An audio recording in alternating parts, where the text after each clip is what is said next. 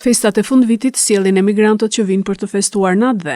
Gjithashtu, sjellin shtimin e lëvizjes së qytetarëve dhe automjeteve në qytet. Trafiki i rënduar ka qenë sot që prej orëve të para të mëngjesit, ku rreth orës 10 deri në 12 paradite, është bllokuar disa herë qarkullimi në disa prej rrugëve kryesore, duke filluar nga rruga tek stadiumi, tek poliklinika në qendër dhe tek rruga Vojokushi pas bashkisë. Ngarkesë ka patur edhe tek kryqëzimi i postës së vjetër.